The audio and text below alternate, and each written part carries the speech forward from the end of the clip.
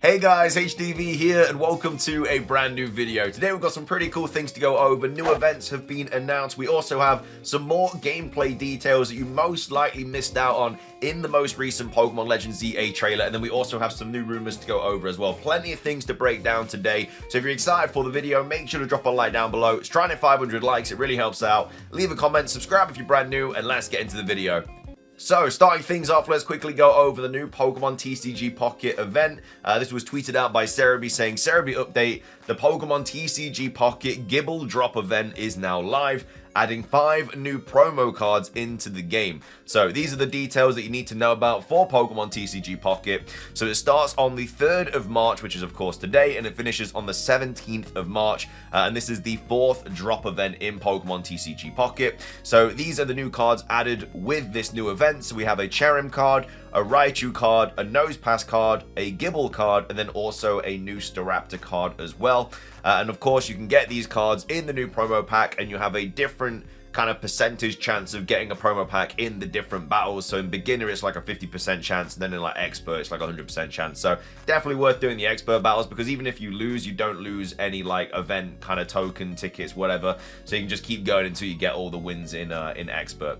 But anyway, these are the different rewards that you can get by doing the different sort of variations of difficulty. So the first time you complete beginner, you get 25 XP, a shop ticket, 50 shine dust, and 2-pack hourglass. When you defeat intermediate, you can get 50 XP, 1 shop ticket, 100 shine dust, and 4-pack hourglasses. If you defeat the kind of hard mode, you get 75 XP, a shop ticket, 150 shine dust, and 6-pack hourglass.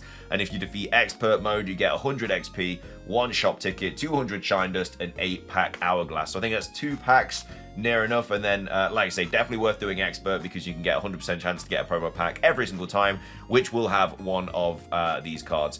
Of course, if you do want to check out Pocket content in, I guess, more greater detail, we do have a TCG Pocket channel. It's in the description down below. We're going to be streaming on there quite a lot, and of course we do cover loads of more information. Plus the ranked mode is coming out at the end of March, which I'm very, very excited to dive into. But anyway, that is the new Pokemon TCG Pocket event. Moving on, let's take a look at some gameplay features that you may have missed in Pokemon TCG Pocket. We are kind of in that situation now where the trailer's been out for a few days, but the eagle-eyed people on the internet are still kind of taking a look at it, breaking it down like frame by frame, and noting down these, I guess, game-changing mechanics that are now in Pokemon Legends ZA, because there's already quite a few. You know, the fact that we've got real-time battling is obviously something we've never seen before in this game. So this is the first one that I wanted to go over, which I don't know if I like it that much, because I think it's going to make the game way too easy. So basically, we have Central Leaks here tweeting out saying, on Pokemon Legends ZA, you now get experience twice when defeating the Pokemon, and also when you catch it. And yes, Pokemon you defeat can still be caught. So this is like the situation that happens here. So we have the trainer here with Chikorita, uses whatever, Razor Leaf, knocks out the Flaffy. Now, in previous games, that Pokemon would just spontaneously disappear, and you'd get XP for defeating it. And that's obviously what happens here. You get XP, so like I say, Chikorita gets 297, Spupa gets 193, etc, etc. But Flaffy doesn't disappear. So you get your XP, and of course we have the XP share, because every Pokemon's getting experience points. So you get the XP for defeating the Pokemon, but then if you catch the Pokemon as well, you get even more XP. So instead of just the 300 XP you get from the Chikorita here, the 297 from defeating the Flaffy, it actually gets another 198 experience points. So let's just say 200, let's just round up, for catching it as well. So instead of 300 XP, you're getting 500 XP, which is nearly double. So surely that just means that Pokemon are going to level up even faster, because you're getting twice the XP basically if you defeat and catch it. Now obviously you're not going to catch every single Pokemon you defeat, but if you want to level up quick, it's gonna make levels shoot up, which is, I don't know, I personally don't like that. I think you should only get XP once you either catch or defeat the Pokemon, but it doesn't look like it's going to go that direction. So yeah, I don't know, we'll have to wait and see. Maybe Pokemon need more XP to level up in this game. Maybe, you know, there's I guess the bosses or whatever in this game are just a higher level. I really don't know, but for me, I just think that you're going to be able to shoot up levels so quick in this game if you're getting basically double the XP every single time you defeat and then catch a Pokemon. Now, you can just catch a Pokemon straight off the bat. Like, you don't have to defeat it. But it's just, I don't know. It's a little bit... I don't know. I just don't really like it too much. I just think it's going to make the game maybe a little bit too easy. But with real-time battling, it's not the same as something we've seen before. So maybe they do change it up and it's actually going to be... maybe you need the more XP and stuff like that. But anyway, that's the first thing that I wanted to go over. The next thing that I wanted to go over is this. So Centro once again posting saying some interesting observations about the new battle systems. So attacks are not performed immediately, as after being selected, the Pokemon must prepare for it and an animation plays, giving time for the opposing Pokemon to evade. Maybe this is now what the speed stat is for. So as you can see here, Totodile is using Water Gun. This sort of like cursor goes over to it. So you choose your move, and then you go over to the Pokemon, and then it uses the attack. But as you can see, an animation plays, and the Tepig, well, I mean, it kind of runs into it a little bit, but it does take a little bit of a time to kind of charge up this move.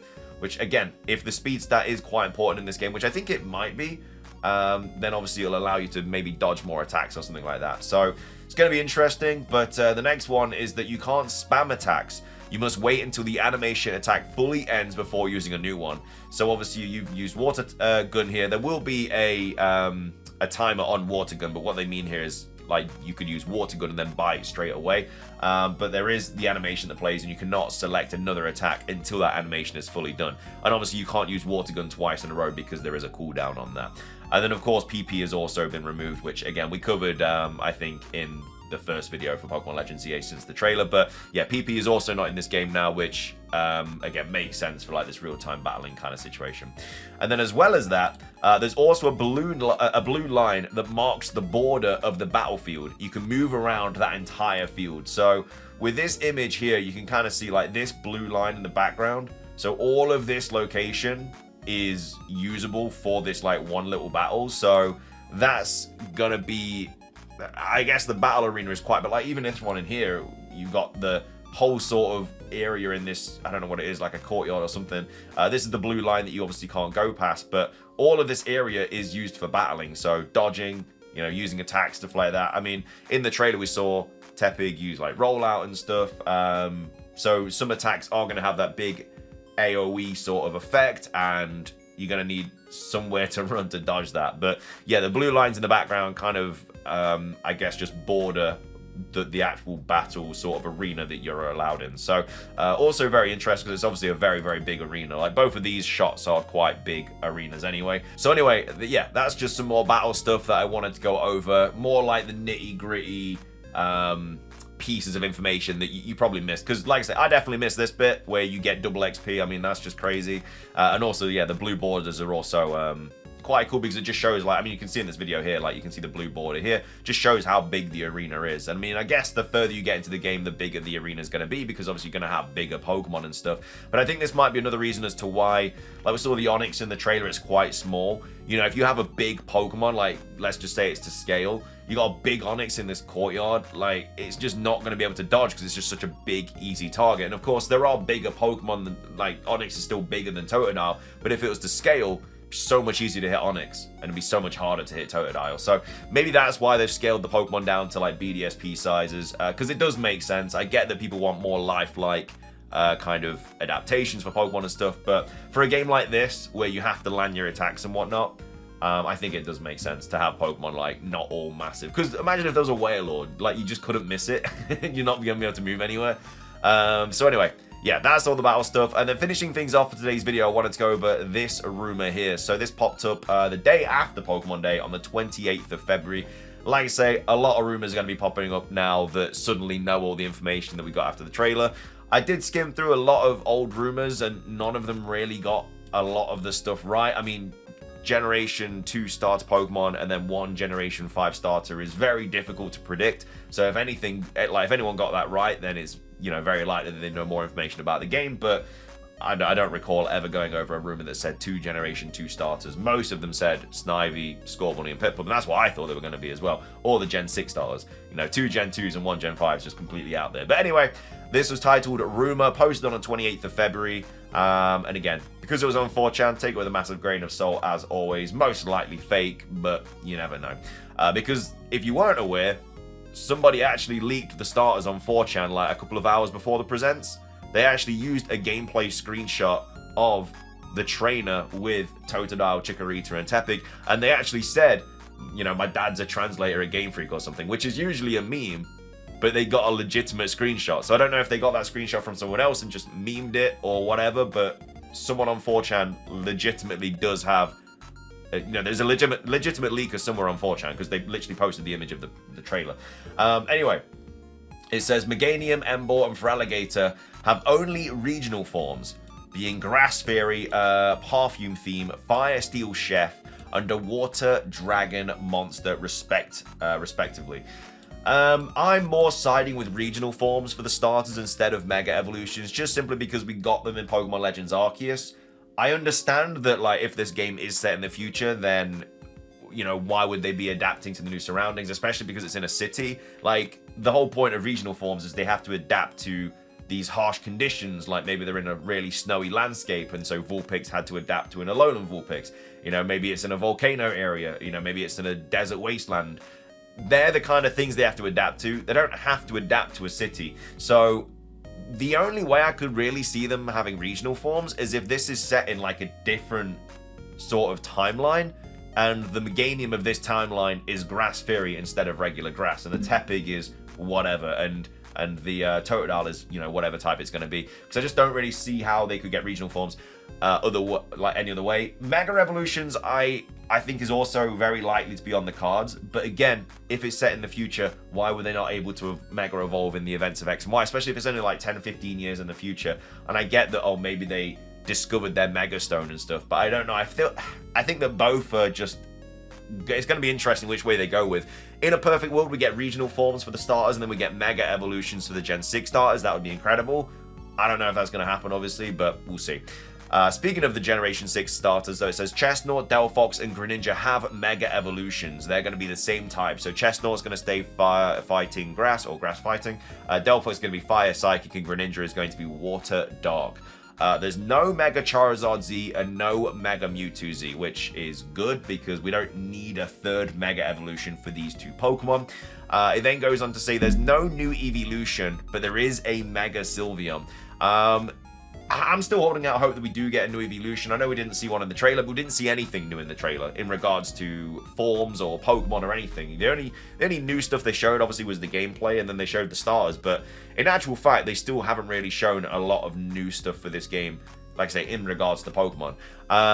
So yeah, I mean, I think a new evolution is still a potential. Do I think it's going to happen? No, but I really want to see it happen. And then it says Regional Rockruff with a Psychic Ghost type that evolves into a White Wolf or a Black Wolf. AZ uses in battle the White Wolf. It'd be cool if we got to battle AZ again in this game. I would hope that you'd be able to like Mega Evolve and stuff as well, you'd like to think. And then it says Druddigon evolution into a Gargoyle. I don't think we need an evolution for Druddigon. I'd much rather see it getting a Mega Evolution. Again, the whole point of Mega Evolutions is that it's just going to give Pokemon that, you know, aren't the greatest, but they could just use a little summon to make them better, make them more competitive.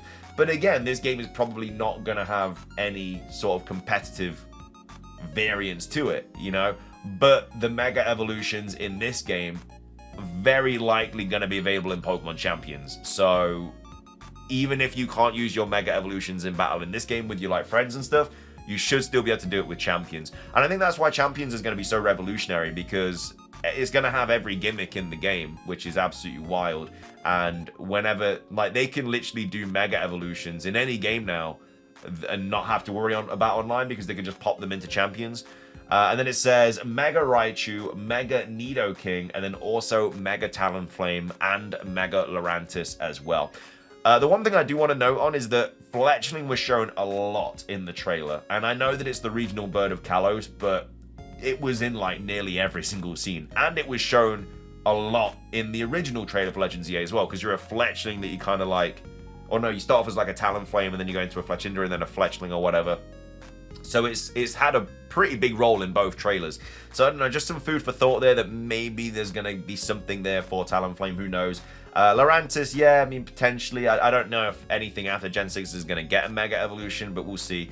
Mega Nidoking, I mean, without Nidoqueen, I feel like they both have to get one at the same time. And then Mega Raichu, I mean, we have Garochu right there, which would be the perfect Mega Evolution for this Pokemon. Whether that's going to happen or not, I don't know.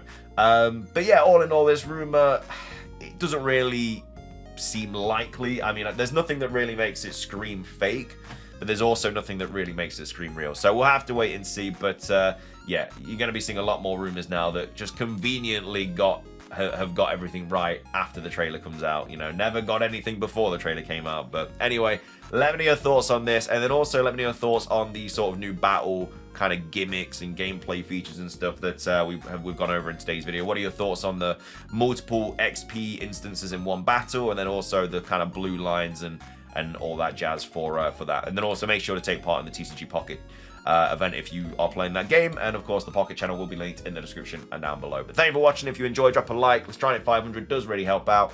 Leave a comment, subscribe if you're brand new, ring the notification bell. It's everything from me. Have a fantastic rest of your day, and until next time, peace.